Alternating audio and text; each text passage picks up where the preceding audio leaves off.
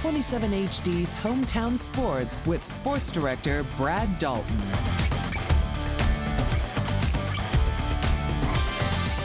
Southeastern Conference football coaches over in Destin this week for their annual meetings, and one of the topics of discussion, possibility of a college football playoff.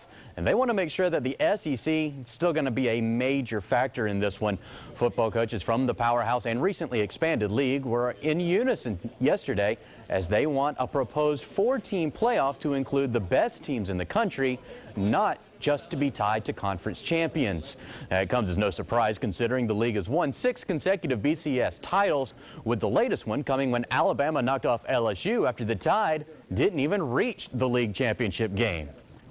I think it needs to be the 4 best teams in the country. I don't think it needs to be the conference champions because in our league we might have 4 of the best teams in the country.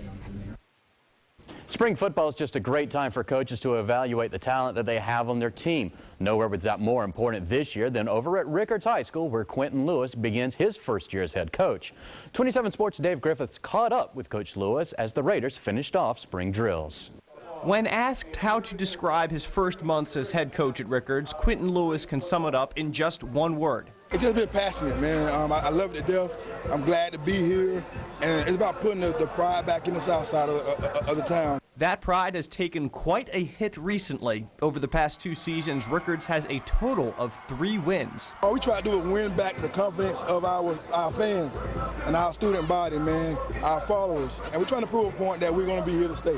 The first step towards proving that point came last week in the Spring Jamboree at Gene Cox Stadium. Though the Raiders lost both their halves to Lincoln and Godby, they led both contests against arguably the capital city's best 2 teams until the final minutes.